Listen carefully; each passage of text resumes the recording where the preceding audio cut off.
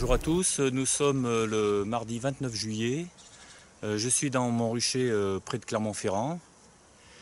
Alors je vais vous faire un premier bilan de cette saison apicole. Donc j'ai fait quelques divisions de printemps. Je vous montrerai quelques essaims de printemps. Et puis j'ai posé des hausses. Et mon gros travail d'avril à juin, ça a été d'ouvrir chaque semaine tous les corps pour enlever les cellules royales, déplacer la chambre du couvain. Alors quand il y avait des cellules royales, je les cassais. Et j'ai cassé jusqu'à ce qu'il n'y ait plus de cellules royales.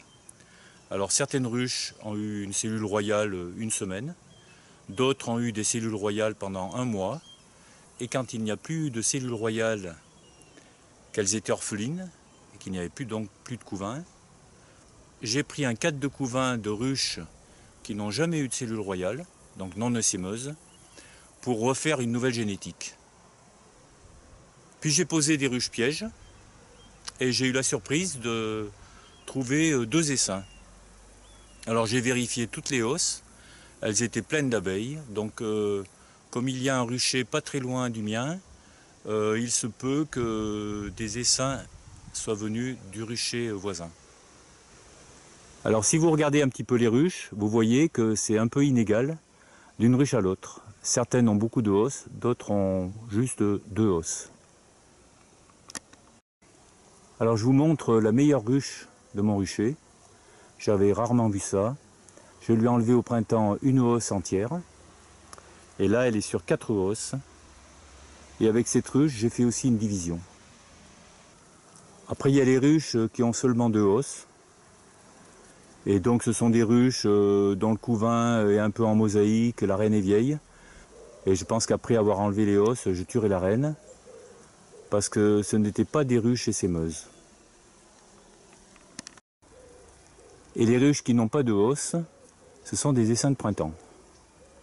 Là actuellement, elles sont sur 8 cadres, avec 4 cadres de couvain. Et cette vieille ruche en bois, c'est une ruche piège. Donc un essaim naturel, c'est posé dans la ruche. C'est une ruche à 12 cadres, et là actuellement, elle a 10 cadres pleins, avec beaucoup de miel pollen. Vous voyez que ce matin, elle s'active, il fait beau. Elle ramène du miel, elle ramène du pollen.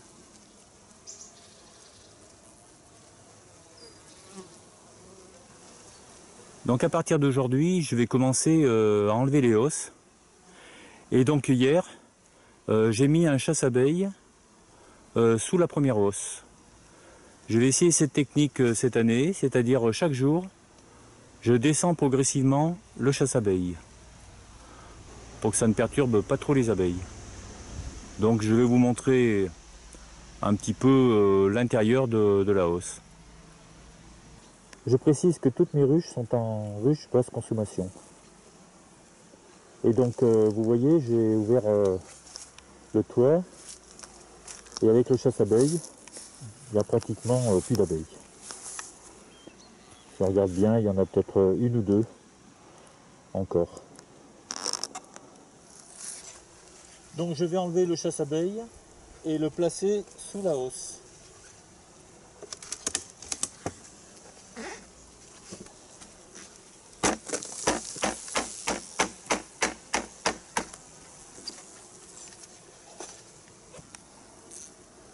Voilà comment se présente la hausse en ruche basse consommation. Au-dessus de la partie couvain, il y a donc deux partitions, des petites partitions qu'on appelle des pipettes. Et puis au-dessus, il y a un mouchoir. Entre chaque hausse, on met un mouchoir. Ça permet de créer une cheminée de chaleur et les abeilles chauffent uniquement cette partie-là. Quand elles ont rempli cette partie-là de miel, elles vont dans l'autre chambre, qui est située donc à gauche de la ruche.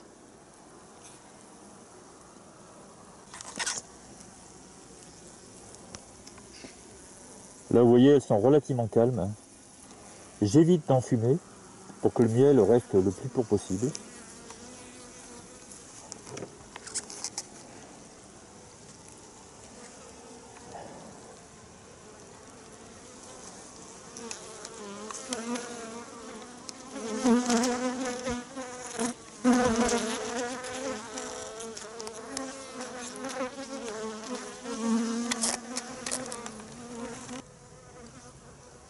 Voilà, donc j'ai posé le chasse-abeille. Et maintenant, donc, je vais continuer d'extraire la première hausse. Et ces jours-ci, je vais progressivement enlever toutes les hausses. Et après avoir enlevé toutes les hausses, je fais quelques divisions. Quant aux essaims naturels, je les mettrai dans des ruches basse consommation. Nous sommes le 13 août. Donc je viens ce matin au rucher de bonne heure parce qu'il va faire très chaud aujourd'hui.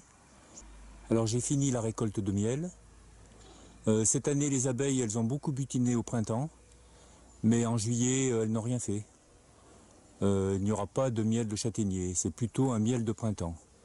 Bon, par contre la récolte est assez bonne. J'ai voulu faire des essaims, mais je n'ai pas pu, il n'y avait pas assez de couvains dans les ruches. Je pense que je m'y suis pris un peu tard. Début août, c'était un peu tard.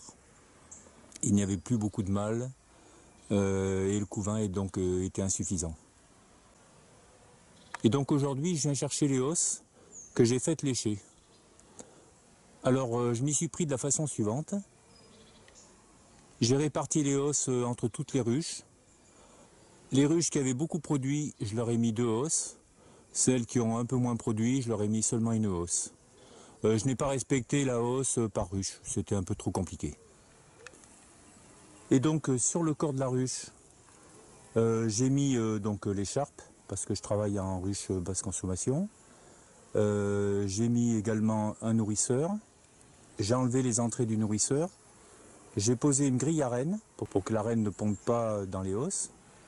Après, j'ai fabriqué une caisse vide, avec du bois de coffrage tout simplement.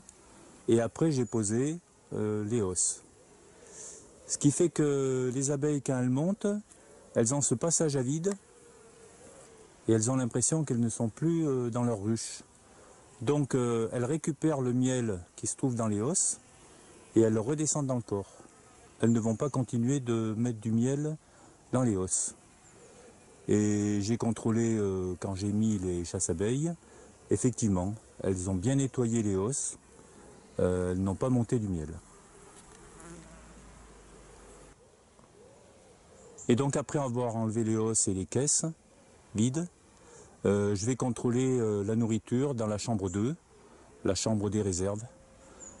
Si elles n'ont pas assez de réserves, je rajouterai du sirop ce soir.